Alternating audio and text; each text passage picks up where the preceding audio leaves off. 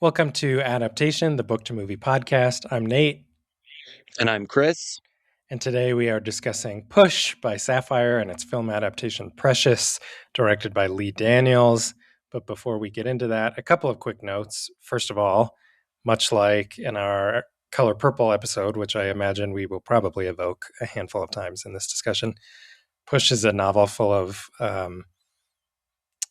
really difficult content to read, abuse in all forms, really inflicted on, in particular, a young Black woman. And Chris and I want to make sure that if you're sitting down to listen to this, that you're prepared to hear conversations about those things, because they're really, it's really brutal.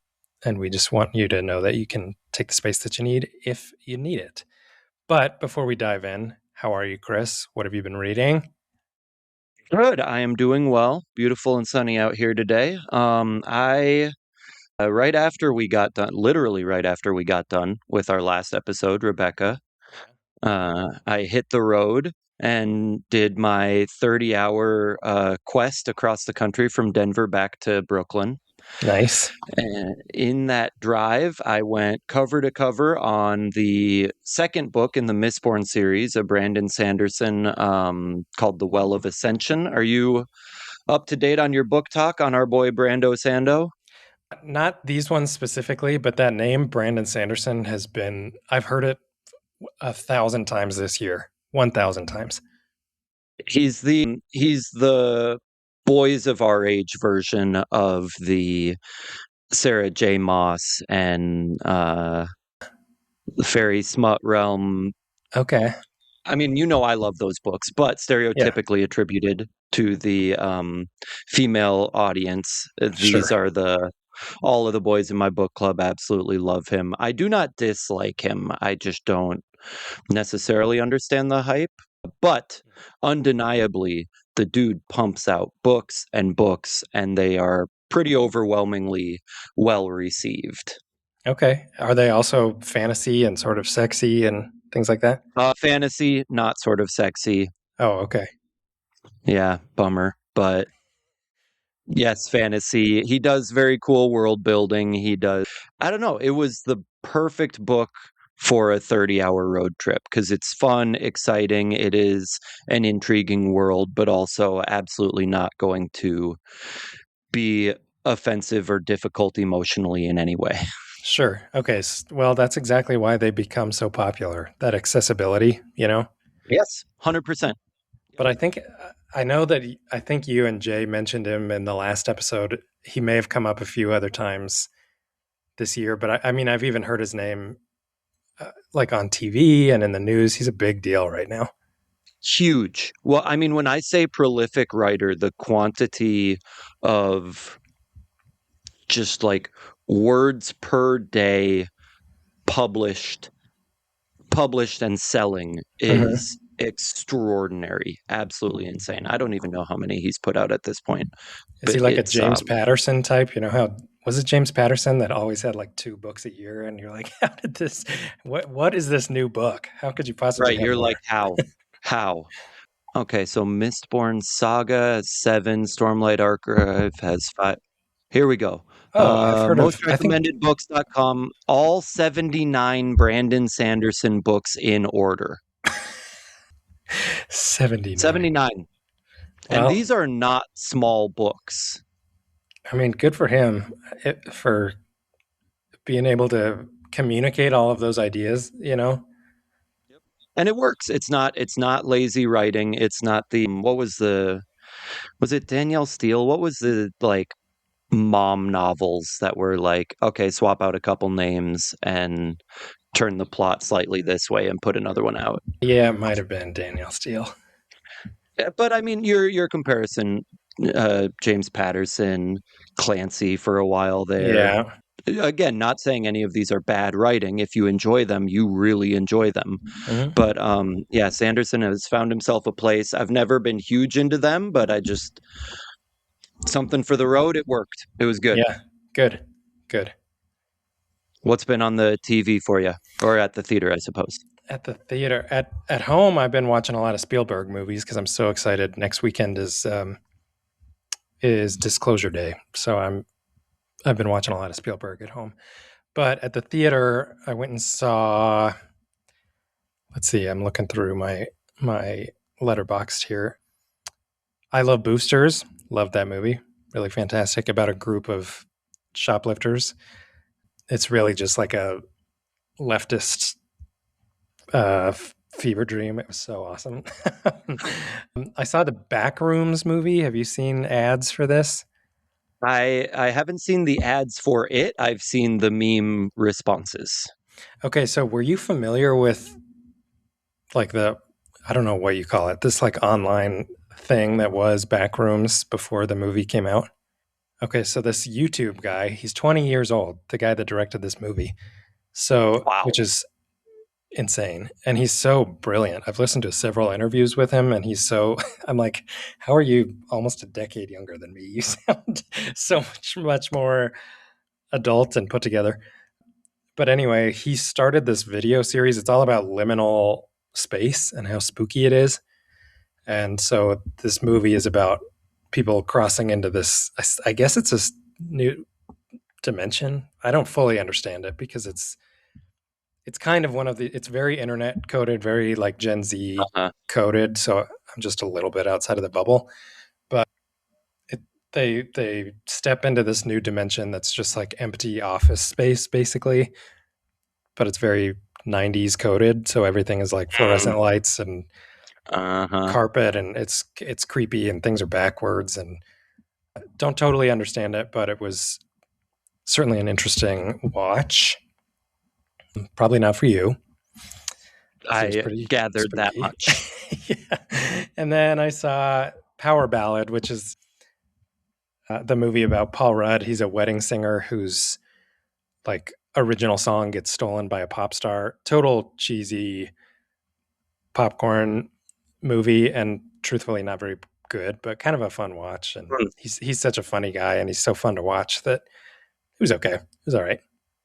I feel like I would give just about anything with his name on it at least a try.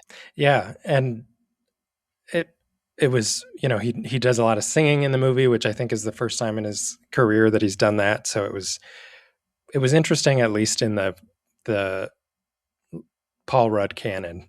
Mm-hmm. That's pretty Mm-hmm. much you pretty much walk away from the movie like feeling grateful for Paul Rudd. That's kind of the big takeaway. you know yeah, I like it. so interesting stuff, but we have something a little more serious to talk about Oh today. gosh, that was an understatement. Yeah, why don't you tell us a little bit about Sapphire's novel Push? I got a little too into your description there and like forgot how serious the rest of this episode was going to be. Yeah. Okay, so reset. I will say once more to repeat what Nate already did, just in case you've gotten this far.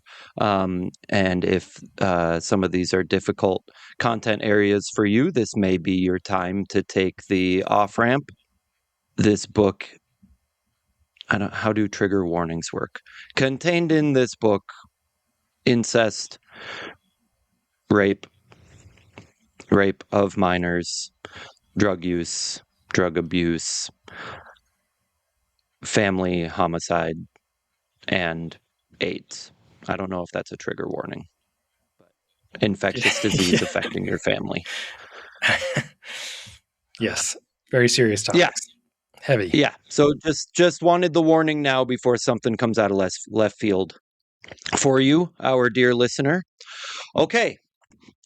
Because I also did not have any of that warning, and I tried to start this book as a before bed book, getting ready Oops. for this, and yeah, that it was not. Sorry, should have probably prepped you for that. I remember you saying something. I don't remember what it was, and certainly it was not in my brain when I went and downloaded it and said, "Time to start the next book." Right, it was probably while I was like patting you on the head, sending you off, across Yeah, the country or something. I was like, by yeah, the I way. think so. By the way, the next one's a little serious. I was like, "Cool, thanks, bud." Yes, Push by Sapphire, as you said, written in 95, but published in 96. Initially unpublished, and then kind of, from what I gathered, quickly turned into this massive bidding war after Sapphire presented the first 100 pages, and a bunch of publishing houses. I think from what I saw, she said she was originally asking for 50,000, and it became this bidding war until finally, not Random House, who got it? Oh, nuts. I'll find it while you're talking. Eventually was bought for, I believe, 500,000. Went from 50 to Damn. 500,000 to get the publishing rights. I Whoa, in the mean, 90s? Come on. right. And did well then. And there was a fun quote from an interview I saw of her saying she moved to New York City in 97, or excuse me, in 77, was big in the slam poetry scene and said, when I saw a copy of Push on a bookshelf for sale at Penn Station, that's when I knew I had left the the small circles that I once was part of. And this is her debut novel. Whoa, really? Which is insane. Yes, Yeah. had, I believe, 2 poem collections published previously, but first Okay. full-length novel. I'm getting ahead of myself a little bit. Born Ramona Lofton in California in 1950. I was waiting for what the cool story would be. What is this pen name? Why Sapphire? Perhaps it was a distillation, because again, it was just a snippet from an interview. But she said Sapphire was just what I could picture on the front of a book, way better than my given name. Wow. I mean, first of all, her given name's pretty cool, but Right, so is Ramona Sapphire. Lofton. Yeah. I am leaving out another part, and I'm trying to. It was also in a way a reference to the picture of the angry black woman. I say those in uppercase. As we discuss. Oh, You know what I'm sure. talking about. Yeah, stereotypes. Yes, yes. But I didn't fully understand the connection there.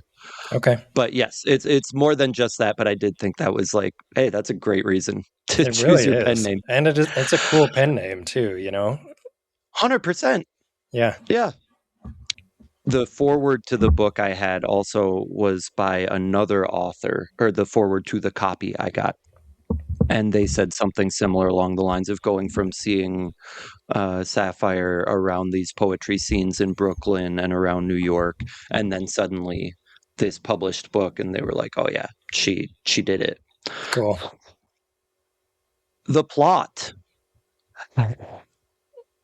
how much you want? Give you the first 20%. Give you the TLDR. TLDR summary. Okay, okay. So our protagonist at the beginning of the book in junior high still, but should be in high school. She is 16.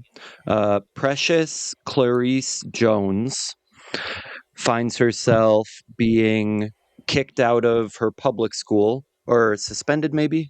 This was a long time ago, right at the very beginning of the book, because she is pregnant Hmm. for the second time. And a counselor suggests this alternative school, like a GED pathway program. Yeah. Pushing against it, a lot of family problems. I'm gonna go from our omniscient view, having finished the story, rather than from her view. It's very cool. It is from her point of view, the entire book. You find out later this is essentially her journal, and she's writing it and telling us her story. Oh, great. Okay. But the out of order, full blown up version is she had a child at 12 years old and is now pregnant again at 16. Both children are her father's children. Incestuous rape, and somehow he didn't go to prison after the first one. She's living at home with her mom, who is living on welfare, which is discussed heavily, especially at that time. The post-Reagan, mid-Clinton administration, this was a huge question, this idea of Right. welfare queens, and are people just living off the system, having more babies, which of course has been debunked since, Yep. but was a huge thing then. this was like the new thing to go after Nancy's war on drugs didn't go so hot. Nancy Reagan, not Nancy, Right. my mother. To clarify. I know. I'm laughing because it all goes back to the Reagans. I know. Oh my gosh. Screw them. Yeah. Okay. Goodness gracious. So she does. I'm skipping parts here, and I'm not going to say when I'm skipping parts. This is really as quickly as I could get through it. Starts going to this school, starts getting more support. She is functionally illiterate when she gets there. Tests at a second grade level for literacy skills. Again, we find out later this test automatically gives you a 2, even if you don't put any answers. So it could have been lower than that. Mm-hmm. And finds this group at this alternative school. And there were some excerpts at the very end. I should have done more digging. I believe this is based on at least the lived experience of our author, Ms. Lofton, Sapphire, teaching at an alternative program in New York. And there's a brief excerpt that I think was a real student's writing. I could be getting that wrong. I believe that's what it's based on. Otherwise, this is based on lived experiences, but not a true story, right? Sure. Yeah. But she meets all of these other students, and it is slowly revealed that they are all also having these very adverse, truly childhood experiences. They're all under 18. And it is the author, the author from the book's perspective, the protagonist's journey, Precious, coming to terms with these things, finding out, eventually getting out of her mom's home. Her first child is born with Down syndrome, lives with her grandma, has her second child. Since she quit attending the public school and went to the alternative school, her dependent check from welfare is cut off from her mom. So when she goes home, her mom attacks her, not for the first time.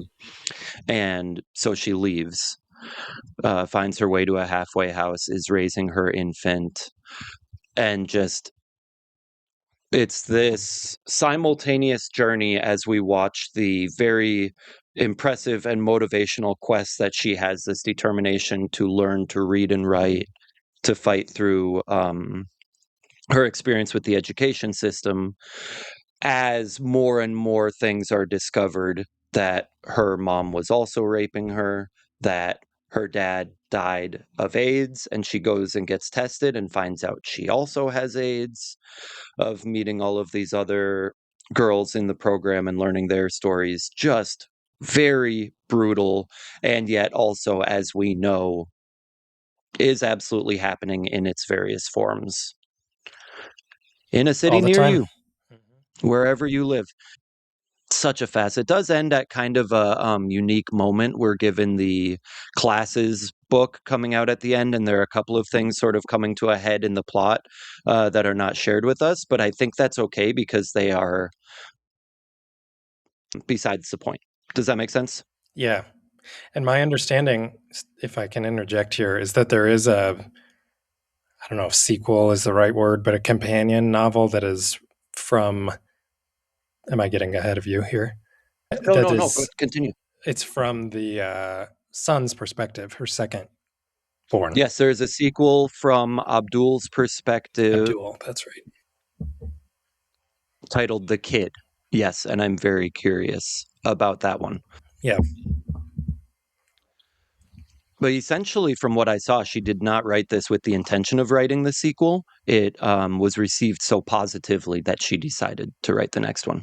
I can believe that, especially coming from a poetry background. There's that sort of like holistic performance.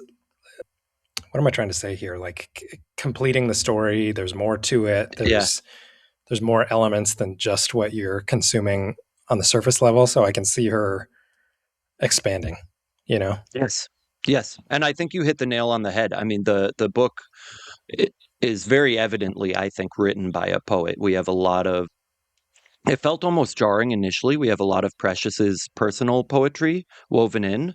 Oh, and you're kind of scratching your head initially because you're like, so you're going to tell me this girl hated school, has literally only just now learned to read at 16, and then also dove straight into writing poetry?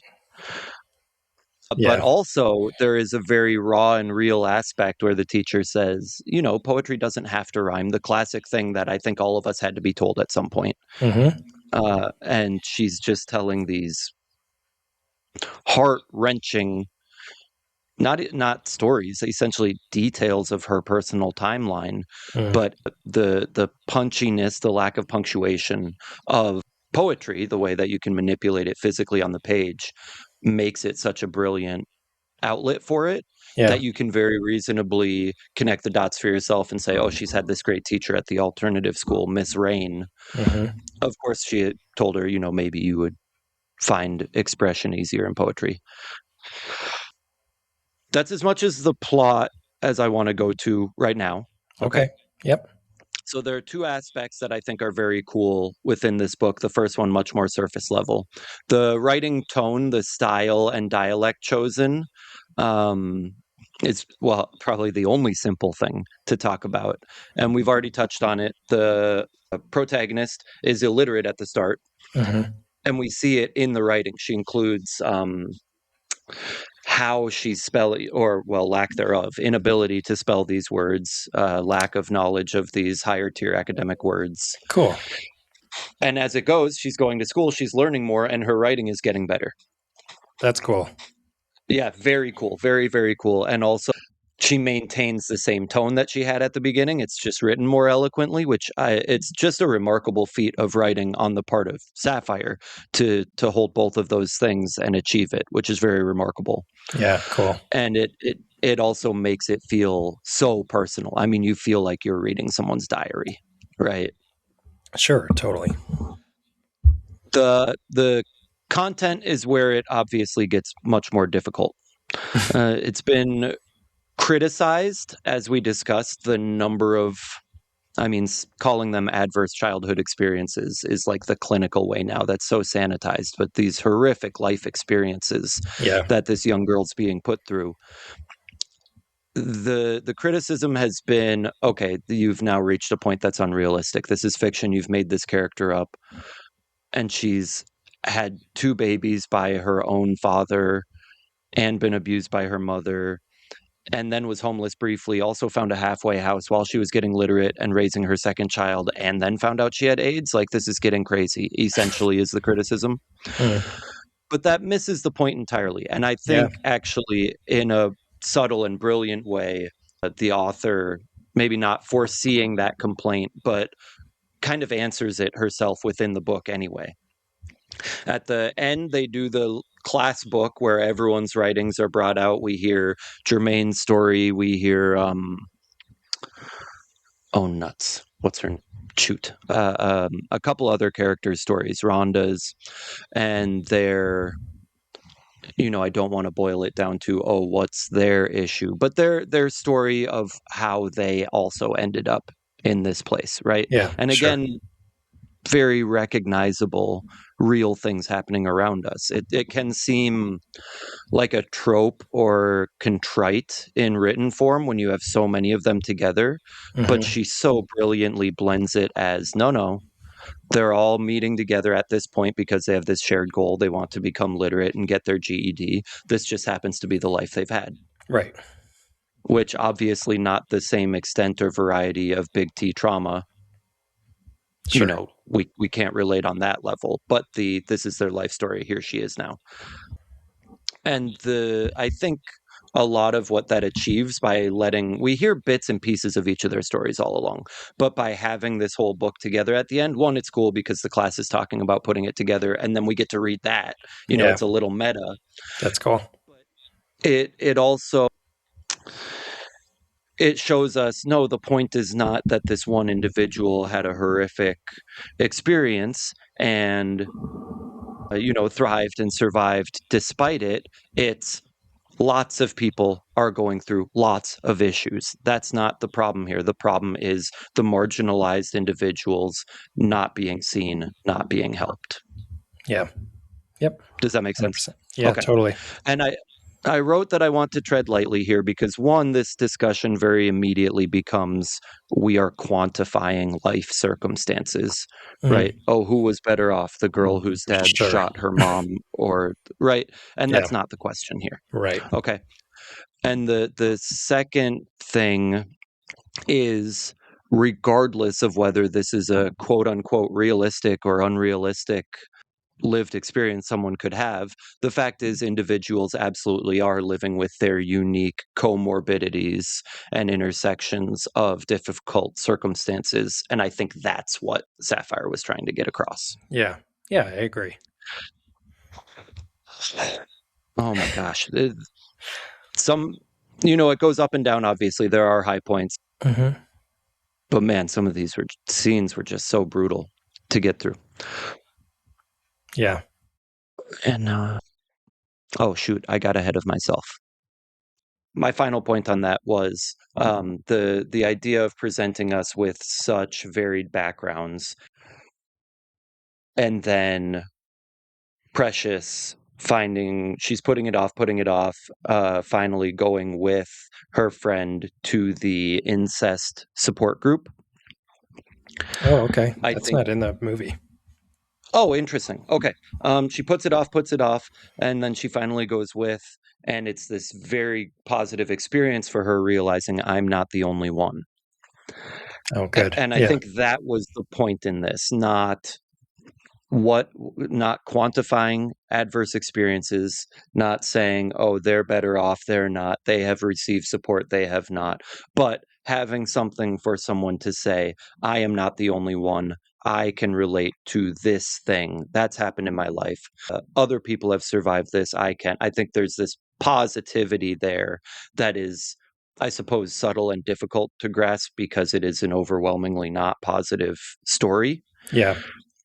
But I think that's what she was getting at, not that this one individual can survive all of these things, but that all of these things are real. Yep. Those of us who did not experience incest or sexual abuse or something very specific that's in this book that she named, that does not mean it's not happening. And as individuals who have not, ignoring it and not looking at it does not make it go away. In fact, it is proven time and time again that makes it worse. Right. So I think that was the idea behind this, and I find the criticism a bit lacking in, I think, looking at the story as a whole. Yeah. Yeah. And I would say the same thing about some of the criticisms of the movie. Some of the criticisms. Okay, interesting. Okay, Hmm. okay.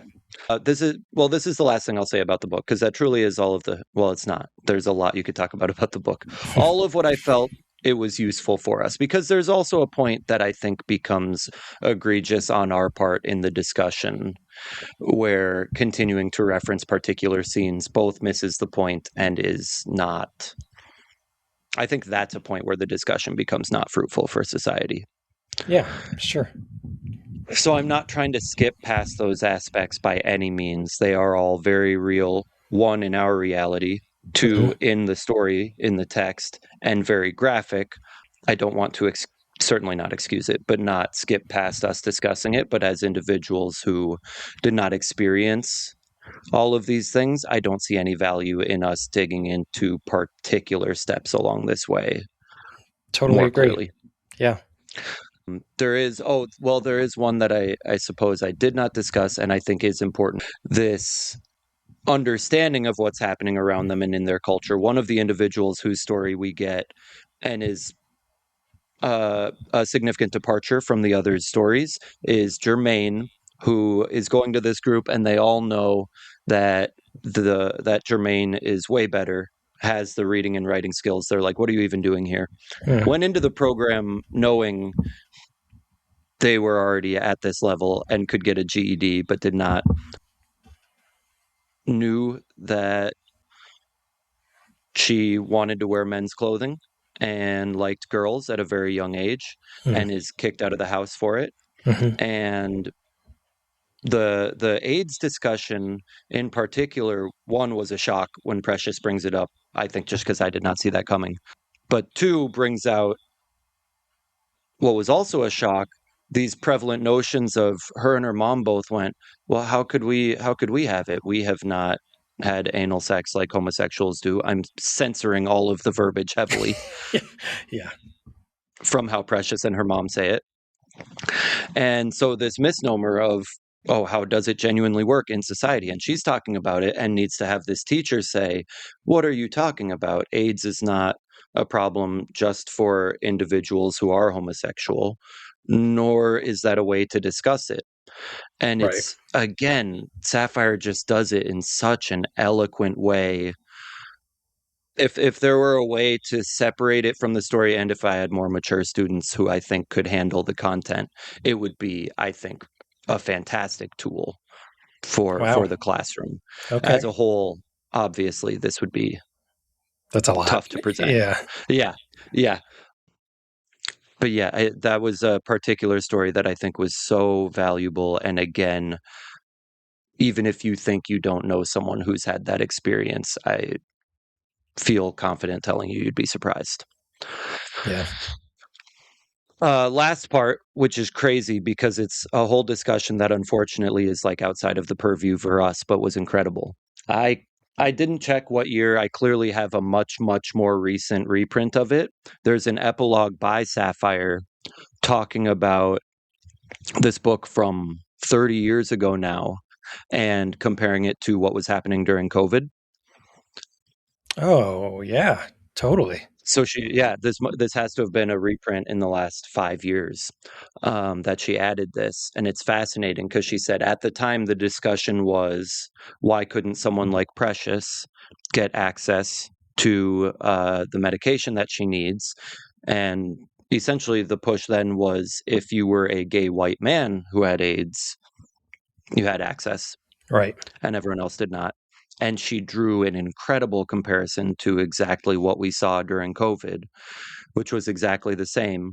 It was not, your race that had a predisposition to responding worse to COVID. It was the access to healthcare that you have, which sounds Mm-hmm. crazy when I say it in those terms that anyone would question it, but that's exactly what people have argued against. Right. Oh, it's insane. I'm sorry. I'm running out of steam. These are such heavy topics. You're doing great. But yeah, that epilogue again caught me off guard because I felt like, boy, we have really discussed a lot. Oh no, more. And yeah, it's so silly of me to be worn out from reading and discussing this. That's so dumb. But both things are true. No, most of this book I have not had any lived experience with, and it needs to be discussed. We need to be reminded that this is not just fiction. This Yep. is happening in a city near you right now, and not talking about it does not solve that. I'm not saying that our podcast is about to solve any of these things, but ignoring it is also not the answer. Right. And you and I have struggled a little bit to program these stories, particularly centered around Black women, which was something that we really wanted to do at the outset of this, but we've struggled to find ones that aren't like this tonally. There are so few stories that sort of rise to that level of both publication and then adaptation that are not this or The Color Purple or Tina Turner's story, which are all about women experiencing the worst things that can happen to a person. And I think there's something to be said for that, that we try to find stories that don't necessarily feature that, not because we want to ignore it, but because we also want to highlight stories of positivity. And it's frankly damn near impossible to find those. It's such a bizarre and unfortunate, I don't even know, circumstance, I guess, of living on Earth. Living in modern United States, Yeah. I would say, well, no, that's not, I don't want to excuse other countries. You actually nearly verbatim said an argument that Precious makes in the book. I don't know if you knew that. Oh, nope. As we discussed earlier, The Color Purple does come up moderately frequently in the book. Does it really? Okay. And Precious is talking about, she's got a poster of Alice Walker on her wall, and she talks about how people did not like exactly what we talked about. This fictional character, she talks about how people were not happy with the publication of The Color Purple because it portrays Black men in America in a poor light. And she's sitting there going, what are you talking about? A black man in America ruined my life. Right. And yeah, it's, yeah, you said it better than I did. But I totally forgot that color purple comes up a good amount in this book. Yeah, I think this was watching this movie for this podcast specifically was, I think, the third time that I've seen it, and it jumped out to me a lot, the similarities, not just because of what the protagonists go through, but some of the sort of extracurriculars that help them correct their course. I think there's a lot of similarities between Precious and Celie in those moments as well. She references specifically a few things both Celie and Shug say in the book. I mean, it is a stretch because I don't know it factually, but I feel confident suggesting that that was probably a very important book for Sapphire I'm as sure. a queer black woman in New York in the 70s. And I say that out of her treatment of discussion of that book in this book. You need to know a text intimately to effectively weave it into a storyline with a fictional character you created in the way that she does. And I love that in movies, and I'm sure it happens to some degree in books too, when characters within the narrative are watching a movie or a TV show. I love to be like, what is that? And how does it work into this? Because I know you're telling me something, even if it's just character building. I'm like, I know that you're saying something. That's such a deliberate choice. You know what I mean? Oh, so good. I 100% know what you mean. But on that note, should we turn to the movie? All right. We will be right back. Welcome back to Adaptation, the Book to Movie podcast. Chris just gave us a great rundown of Sapphire's Push, and I'm about to dive into the film adaptation, which was renamed Precious after the main character. And actually, we'll talk a little bit more about that rename as I dive in here. I was going to ask if you found that fun fact. Oh, yeah, I think it's fun. I hope it's the same one. I'm sure you'll get to it. Yeah. We'll find out. But the movie Precious was released in 2009. It was written by Jeffrey S. Fletcher, and directed by Lee Daniels. Lee Daniels is one of Hollywood's more prominent black directors, probably about this era. I don't think he's quite as well regarded today as he was 10 or 20 years ago, but still one of the more recognizable by name black and gay directors as well. He has done a few other movies that you've probably seen. Have you ever seen The Butler? It's about a black man that worked as a butler in the White House over the course of 5 or 6 presidents, and it was kind of a big deal because they had like, yeah. So he directed that, and it's actually called Lee Daniels, The Butler, which I think was a really smart move because it made him sort of a household name to have his name at the front of the movie title. Most recently, he had a movie called The Deliverance on Netflix, a horror movie. It was kind of only okay. And then The United States versus Billie Holiday, which is the story of, was it the CIA that tried to like ruin Billie Holiday's life because of the song Strange Fruit? Basically, they, or maybe it was the DEA. It was the DEA because she struggled with addiction. They screwed her up because her song about lynching became a huge deal here in that nation. And I share his filmography to sort of highlight how this fits into it, because his storytelling is pretty much always about how Black people are affected in modern America, modern, loosely modern, and the ways that that's been a through line sort of throughout history and not gone away despite all of the Reaganomics and things that we do to pat ourselves on the back and pretend like we're more supportive of the Black community. Anyway, I also threw in, he self-describes his directorial style. I just thought this was hilarious. A little Euro, a little ghetto, and a little homo. And I think I was like, yeah, I guess. The movie stars Gabri Sidibe, Monique, the stand-up comedian Monique, Paula Patton, Sherry Shepherd, Lenny Kravitz, and Mariah Carey. Kind of a bizarre cast, but everybody's really, really good in it. And produced, among others, by Oprah Winfrey and Tyler Perry. And I just share that Okay. to sort of underscore how big a deal this was when this movie came out. Those are two of the biggest black like media figures, public figures to kind of ever live. I know obviously Tyler Yeah. Perry is going through cancellation right now, but in 2009 he was a huge deal. That's a big deal to get the two of them on your movie. Lee Daniels said that he was attracted to this novel in particular because it reminded him of a childhood experience when a young woman came to his family's home, knocked on the door, and said, "You've got to help me. If I go home, I forget now if it was her dad or her husband. Oh, her mother, because her mother was going to kill her if she went home." And so when he read the book, he was like reminded of this visceral experience. And like you were Hmm. saying, the book presents itself as an explanation that this stuff is happening out there somewhere to somebody. And he specifically talked about not knowing exactly what the circumstances were around this young woman that came to his door, but that she was feeling these things that Precious was feeling.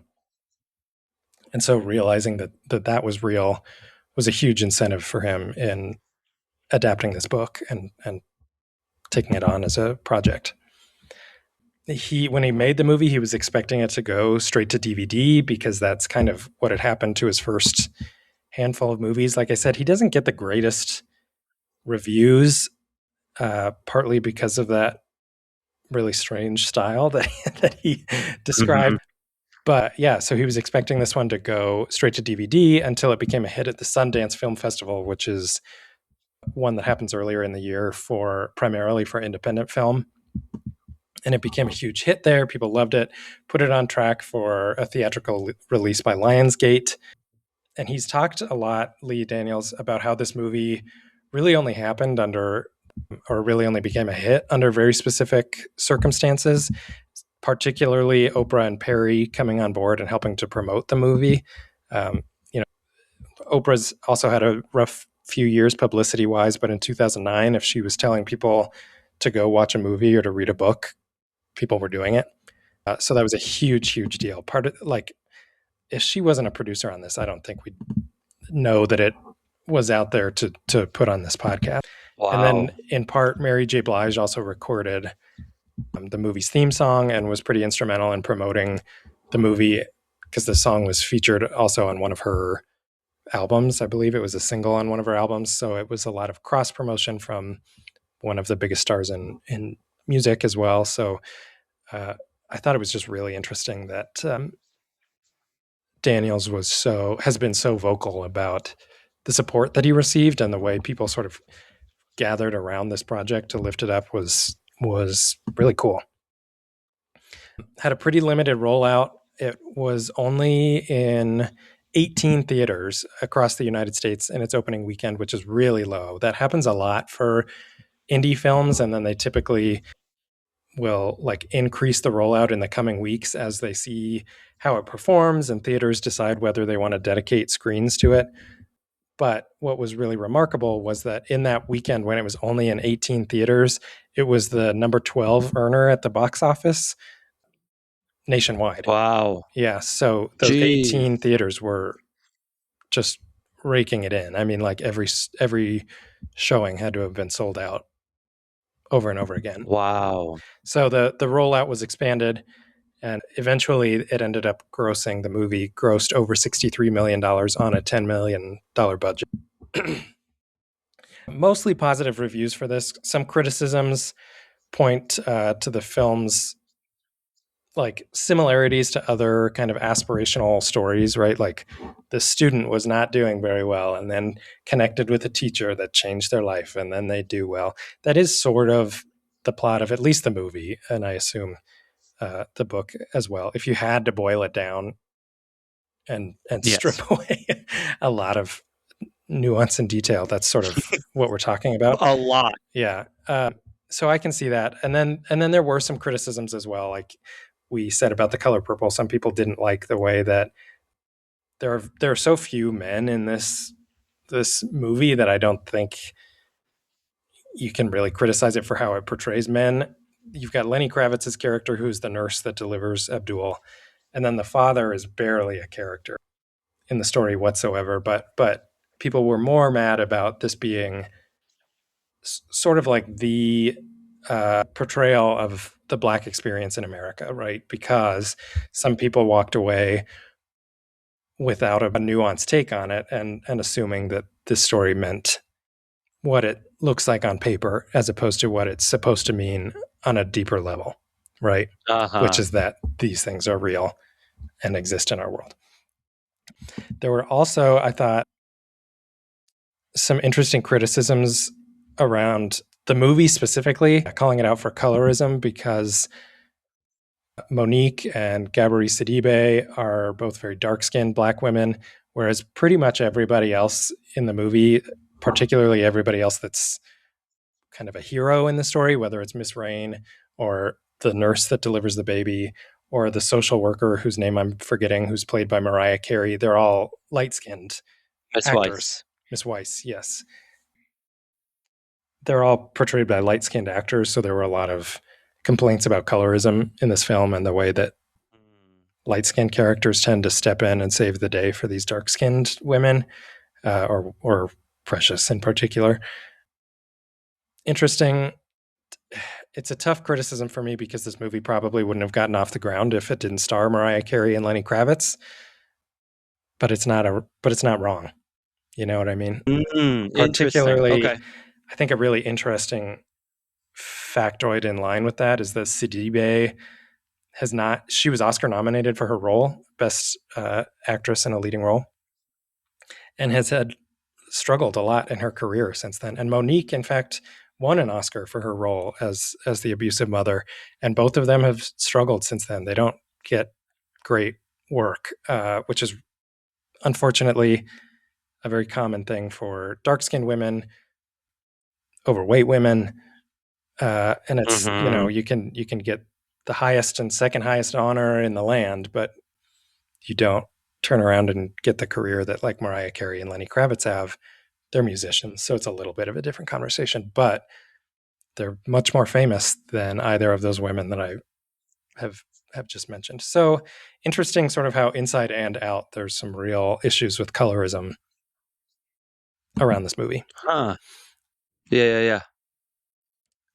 Ultimately nominated for a lot of Oscars, Best Picture included, and Best Director, and Best Editing. Like I said, Best Actress nomination for Sidibe. Ended up winning for Supporting Actress for Monique, and then Best Adapted Screenplay for Fletcher as well, making him the first Black person to win an Oscar for writing a screenplay. So cool. Oh, wow. Yeah, some cool, history making there. And then the last thing I wanted to mention was that this movie has sort of taken on a new life in the last couple of years through memes, particularly sounds on TikTok, which I'm not going to mimic here for a number of reasons. Oh, I get it. I But get it.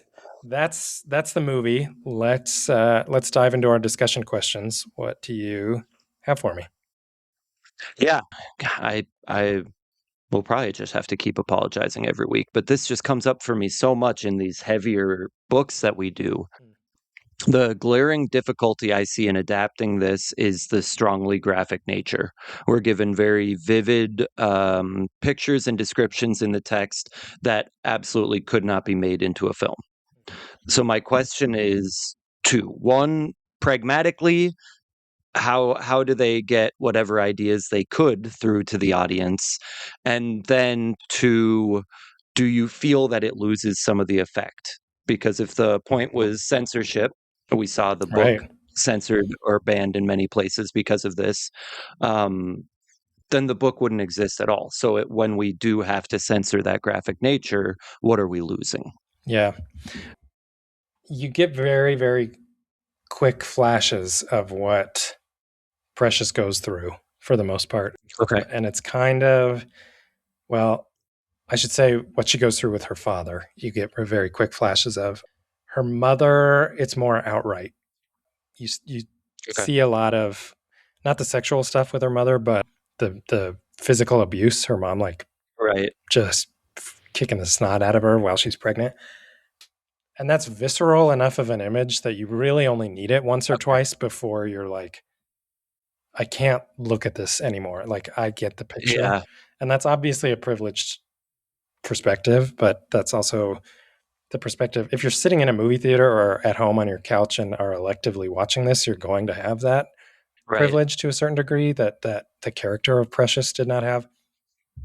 But that's sort of one of the differences. I mean, the big differences between books and movies is that because you have that additional stimulus of like visual stimulus, that I think your body and emotions are processing things a little bit differently. I don't know that you need, I'm just exaggerating and pulling a number out of my butt here, but I don't think you need 14 instances of her going Right. through what she goes through in order to kind of get the memo if it's in a movie. Yep. Whereas a book, you might Yep. need more of that because you're also building character and building more of the story at once, maybe. Does that make sense? Yeah. Yeah. Yeah. Yeah. The other thing that the movie includes, this might be a good tie in to my next question, actually. She has a lot of these fantasies, Precious does. And I think the fantasies are so like rich and almost over the top that you get the sense that she needs desperately to have this fantasy world. And I think that that also helps to feed that idea that she's just in the most miserable circumstances a human being could be in for the most part. So I think that's how it's addressed. I think largely like the translation to visual medium makes it maybe even more jarring because you're actually seeing it. You know what I mean? It's not Right. just kind of Right. in your head. Okay. No, that makes sense. Yeah, yeah. I mean, it's a rough watch Mhm. for a lot of reasons, but that does segue nicely into my question. The film is narrated very lightly by Precious, which I've been on this record or on the record on this podcast saying that I don't care for narration, but it works really well here because so much of the story is about Precious's interiority responding to exterior events and people, I guess, Mhm. including fantasies. How how is this book crafted? Is it written similar to The Color Purple, which was like a series of letters or prayers? Is this book written as if it's a book that Precious wrote? Essentially, yeah, we're kind of reading, like, basically her notebook that Miss Rain assigned. Right, for 15 minutes every day. Okay. One day they finally start doing write, like, more or less your life story, and then it starts with that, and then the in between is it actually goes back in time a little bit to when she first started writing in her notebook, and she would write, sentences, and then Miss Rain would write the corrections underneath, and we actually see that. We see her illiteracy and then Miss Rain's corrections, Oh, respelling, and then her poetry, suddenly there'll just be a poem that she wrote. Yeah, that's how I mean, that also, made me quite curious how they did it in the film because it yeah. is virtually entirely besides some of these responses from other people and then the other kids' stories at the end. It is from this one first-person view, Yeah. non-omniscient narrator, like, the whole time, her just telling us her story. Hmm. Yeah. I think the movie, first of all, two things. The movie really only hints at some of her classmates' perspectives or Okay. stories. You get to know them. We know that there's a student who's probably queer, and there's some that are immigrants, and they are given enough characterization that we can draw the conclusions we need to. But this is very much Precious's story. They're very Yes, minor yes. characters, Okay. and Hmm. they're not given a ton of time, especially individually. The class sort of does end up rallying around Precious in a lot of really important ways, but Yep. they're acting more an entity, the class as an entity instead of Rhonda and I don't know. That's the only name that stands out because she said it like Rhonda, 100 times. Jermaine, Joanne. It's a small class in the movie. It's like 6 That's what or I'm 8 forgetting. Yes. kids. Yes. Yeah. No, it's only 6 people. Yeah. But the other cool thing, when you said that some of the sort of journal entries were her misspellings and then the correct spelling underneath, when the movie opens, there's always a few credits that say like Lee Daniels Entertainment, directed by Lee Daniels, written by George Fletcher. They're all misspelled in terrible handwriting, and then text in the correct spelling comes up. It's kind of Interesting. cool underneath That's a it. cool way to do It that. is cool. And I Yeah. wondered if this was the first time I caught it, that it was like that. And I was like, well, obviously they're getting at her, illiteracy, but knowing that it comes straight from the book is even cooler now. I feel like that's like really, forgive the pun, I really don't mean it, but it's really precious, a really precious way to honor it. It is, though. I mean, Yes. Yes. No, just it's so it's a endearing. very important part of the book the whole time. So she never figures out how to spell syndrome. She says, "My daughter is I don't Down know how to Cinder." I don't know how to spell that either. But the whole book, she spells it Sinder. Okay, yeah. The opening line, I had 2 babies by my father, Faver. Mm, It's very, very impactful. yeah. Yeah, isn't I think Color Purple is kind of that way too, isn't it? Doesn't it start with Yeah, with the tone of how misspellings they're and taught. then Yeah. as she learns to read? Interesting. There was another famous one like that too. The Harrison Bergerac? I was just talking to someone about this. Shoot. It'll come to me. Okay. I'll remember it. All right. Well, what else do you have for me? Yes. So, there may not be a good answer to this one, so sorry in advance, Doesn't but I matter to just me. could not stop thinking about it. Okay. There's an amount that I just feel flabbergasted at the end of a story like this. It is powerful. It Mhm. is incredibly important that we face it, not ignore it.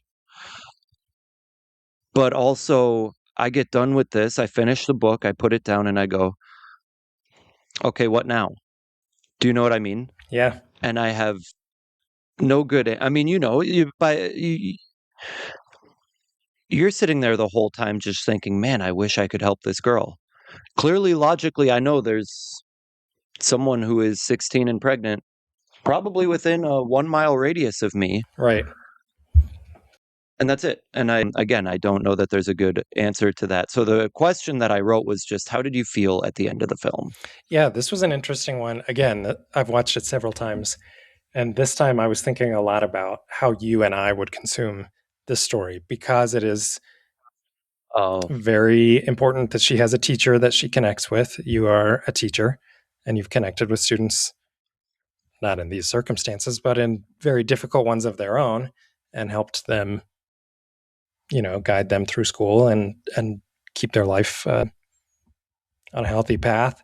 And then I work in social services, and we see, unfortunately, I see stories like this, maybe not to this magnitude, but again, that's not exactly the point. Pretty much mhm. every day. My job is to make sure that people going through this know that we are here to offer help. That's my specific Mm. job within the social services agency I work for. So I think I have a little bit of like a safety cushion almost, where I can pat myself on the back and pretend like I'm doing something to prevent all of this because I can log on to work and feel good about myself, right? But Mm. Yeah, fair. and maybe there's some of that. I'm not saying you're feeling the same way, but there is an opportunity for a teacher to feel the same way after reading this book specifically Mm. because of the way Miss Rain is valorized by the text, Yeah. which is not a criticism of the text, really. It's a criticism of the way that society allows white people like you and me to do too little too late and feel too good about it, right? Mhm. All of that is just to say that I don't have an answer for your question. I don't know what to do after reading it besides recognize that the things that we can do, you and me, are often too little too late, and we feel too good about them. But we have to try. You know what I mean? We have Yeah, yeah. you and I specifically, it's so bizarre that it worked out this way, but you and I are presented with opportunities to be the Miss Rain and Mrs. Weiss in the real world, and we just have to do it. Yeah. Yeah, yeah. You know, Mm, and I think it's mm. the film ends on such like it's like ultimately triumphant. It's like triumphant with an asterisk. You know what I mean? Like Right. it that there just isn't a there's not a nice button on top that leaves you. It's not a Mhm. feel good story. The way like Color Purple, especially the musical version where they all hold hands and sing at the end is a little Uh-huh. bit more of a feel good, ultimately feel good story. So I don't know. I mean, I think the most important thing is just to recognize, like you're saying, that these stories are out there, and they're out there just like this one. They're out there in fractions of this one, and it's just our responsibility as citizens of Earth to try and put forward what we can. Yeah, yeah, yeah. No, that's honestly more answer than I expected. What were you thinking? I mean, were you just sort of I didn't even try to guess how you would answer. I okay? just couldn't get the question out of my head, and I was like, "Fuck it." Well, and that's yeah, and that's I mean, like I said, it's not a good. What I have is not a good answer. That's not going to save the world or solve this problem. But I don't know. You're not supposed to walk away being like, "Oh, yeah, that was a great evening of reading or movie watching." You know, I did not enjoy a minute of reading this. right? And you're not supposed to. And I think maybe No, no. that's the takeaway. And some things, obviously, it feels like, you can abstractly help. Obviously, we all know things like cancer and AIDS are horrible and we want to solve them. So what, you send some money to a researcher who can do something, I don't know what. Yeah. But like, okay, logically, this is in fact, unfortunately, not fiction, and there are minors out there who are being raped by family members right now. Hmm. I I mean, mean, I guess it's not my job as an individual to stop that, but also, what if I wanted to? What do it's like absolutely unanswerable. How do right, Clearly, I presume all of the people that I love and care about and am friends with know, hey, I shouldn't and won't do that. right. I don't know. I don't Yeah. I guess we'll cross that bridge when we get to it, and we'll look back and thank Sapphire for illuminating it. You know, Yeah, yeah. yeah, heavy stuff. Yeah. And this next question's not going to be any easier. Oh gosh.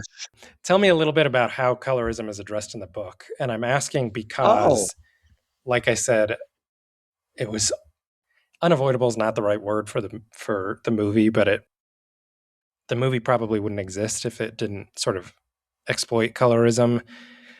And I'm Mhm. just curious, given how reverent Lee Daniels seems to have been to the text, I want to know if there's maybe some context that didn't translate.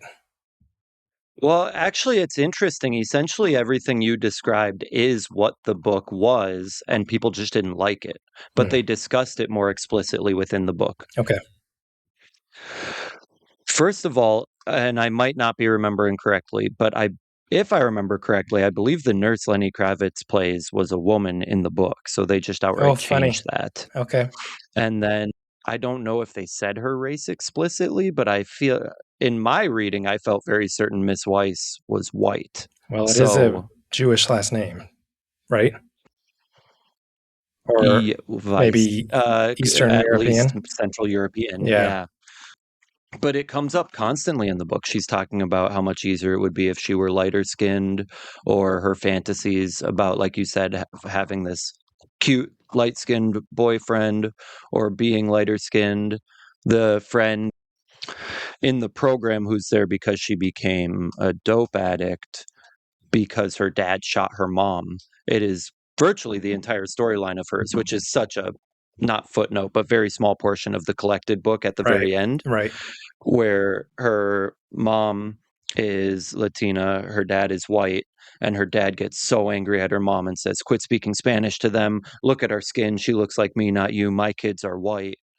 Like, it is, colorism is addressed heavily within the text. And so it's almost comical that it's a criticism of the movie, because they, from what I'm hearing, Daniels did stay very faithful to what those characters were intended to be. Yeah. They perhaps just did not speak to it so explicitly. Okay. I wondered if that was the case. On that note, tell me what you would rate this book. Yeah, I gave it a 4. The writing is absolutely brilliant. I mean, yes, I did not enjoy, as in it's not this fun little fantasy novel to fall asleep to, but I did very much appreciate reading it. Mm-hmm. I think the only difference is it's, a genre that I've read so little of. It wouldn't be a 5 for me. Like, I'm actually very interested in reading her sequel now, Oh, but I probably wouldn't return to this text. sure. So, not a 5 for me. Okay. What about the movie? I gave it a 4 as well. It just wasn't perfect for me because the second half of the movie is essentially her. It doesn't skate through the abuse, but a lot of time is sort of like a light switch. You know what I mean? Like, she gets out of her mom's house, and I Mhm. understand how big of a deal it is to remove yourself from that situation. But the movie Mhm. sort of skates through what challenges would have come next. You know, her becoming more literate is not extremely prevalent in the movie. But I Oh. know that would have been something she really, really, really struggled with. There's like one or two scenes where she's Mm. working with Miss Rain on reading, and one of those early scenes, she's struggling to read the word. I forget if it's eight or A-R-E, or A-T-E. Uh, and if that's the case, that is very, very illiterate, right? And then we kind of drop it because it's because we're focused a Right. little bit more on the legal situation to get her children back into her care and some of the other Mhm. things. And you probably couldn't adapt the novel one to one to film because it's too much, right? Too No. big. But Yep. I just felt like that interiority was not honored, I suppose, as well as it Mm. could have been. Yeah. So really, books are indeed superior to films. In certain cases, I can see how this one maybe works better than Mm. as a book than as the movie. Mm. But I will say that it's still a good movie, and I think that like Lee Daniels' style particularly works for this Mhm. story. His visual style is very gritty and like Uh-huh. works really well for New York in the 80s. And the one thing that stands out to me that also stood out to many of the people that wrote reviews is that the performances across the board are just fantastic. I mean, even down to Mm. I still can't believe that Mariah Carey is good in this movie because she's just such a larger than life figure for her to like strip down to this like Uh-huh. no makeup role and be good at it. I'm like, Uh-huh. whoa, that is crazy. And same thing, Lenny Yeah. Kravitz is super I mean, of course he's charming. He's Lenny Kravitz, but He's Lenny Kravitz. Yeah. it works so well in the movie. Yeah, the performances are just outstanding. So I keep rambling in this episode. It's my turn apparently instead of yours. Uh-huh. But 4 stars is the final verdict there. Well, keep rambling. Who would you recommend this to? Okay. Well, first and foremost, I think this section also has to have that sort of asterisk that it is so incredibly difficult to watch and I'm sure read. It's very adult and very complex. Mm. So if you like these sort of gritty slice of life dramas, especially ones that end on sort of an upbeat, this is the one for you. I do think, we talked about The Color Purple. Moonlight is another movie that I think has some similarities here. Room, which is the story of a woman who was like kidnapped and Oh, kept yes. in a single Yep. room and then had to have a baby and raised the baby in the room and convinced him that that was the whole world. And it reminded me a lot of this story just because it was so much about how do you build what protects you psychologically. And that's a lot Yep. of what Precious is doing on her own Yes. before Miss Rain sort of opens up the floodgates for the rest of the world to get in there as well. But I also think that it fits best if you understand Lee Daniels' filmmaking style. So if you're a fan of any of his films, this is it's for sure his best film, but fits in very nicely if you do feel like his films are something that you enjoy. Okay. How about you? It's hard. This is a hard one. Yeah. Well, what's crazy is it does not feel hard, but it's not as pragmatic or satisfying answer. Okay. Because my very first thought was, oh, no problem. Because it felt like such a pivotal scene when Precious finally goes to the support group with her friend and has the aha of, oh, I'm not the only one who's gone through this. And again, perhaps not incest, but I hope all of us have had the experience of having our struggle, what we face most intimately, personally, and deeply, and have had the joy, the reassurance of meeting others who have said, no, we see you, we understand, we are going through the same. Yeah. And so along those lines, in my mind, I'm like, well, yeah, I've had a number of students who were 16 and pregnant. Yep. Cannot imagine handing them push and just going, this will help, Yeah. That'd be crazy. Yeah, so I'm not sure. I think those readers in my life who I know do not want just a fantasy novel, a fun little escape. They want to read to feel and examine the world. I think that would really be who I would say, yeah, this is the one. Like, right. Are you ready to cry a little? Are you ready to look at the unpleasant underbelly of reality? Yeah. I had a similar, I guess that's sort of what I was trying to get at too, is that like, I don't know who to say I recommend this to, but it would be clear in the moment because it's somebody is going to have to present me with some very specific facts about what kind of stories they're interested in for me to be like, okay, buckle up, but this is the one. Yep. Yeah. Exactly. Yeah. Exactly. We've fallen into the old Supreme Court definition of porn argument. What? Oh, famously in a case. Yeah. Yeah. Obscenity, right? Yeah. Can't define it, but I know it when I see it. Yeah. I cannot define to you who I would recommend this book to, but I know I will. And in that moment, I know it will be so jarringly clear. Yeah. And I have no idea what that'll be. Yeah. I can't believe you saved that punch for the very end of the podcast. Oh, I didn't really address why it was called Precious instead of Push. I must not have written it down. Yeah. Mostly because there was another movie in 2009 coming out called Push. Yeah. But also, anybody that's in marketing knows that push is a very difficult word to build.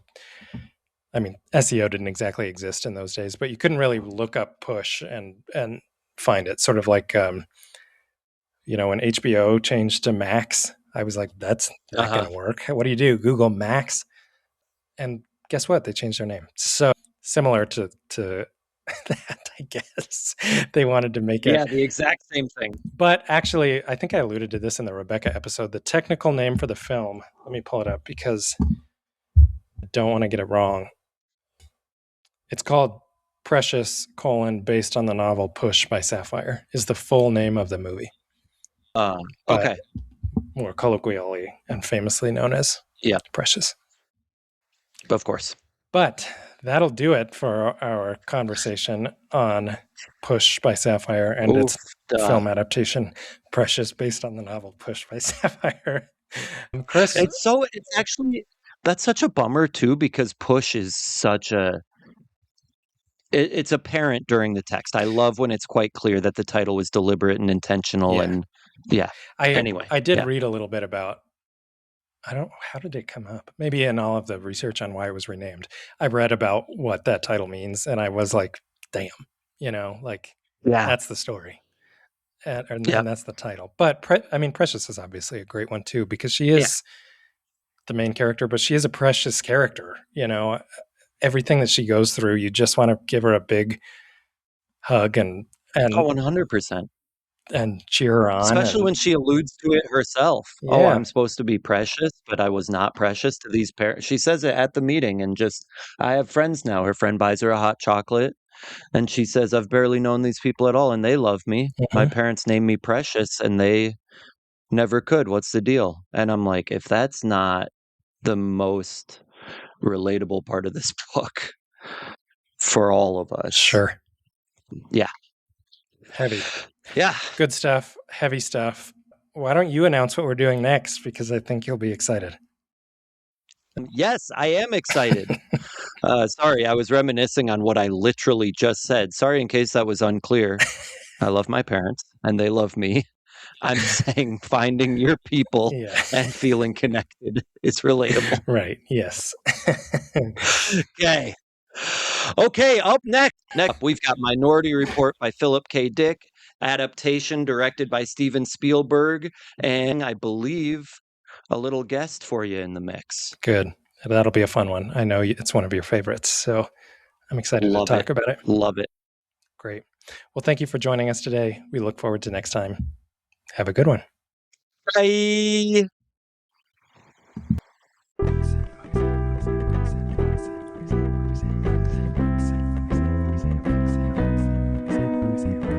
That's the show for today. Thanks for tuning in. Let us know in the comments what you're reading, what you're watching, and what adaptations you'd like us to cover. Be sure to follow us on Instagram at adaptation_pod and on Twitter at adaptpod. See you next time.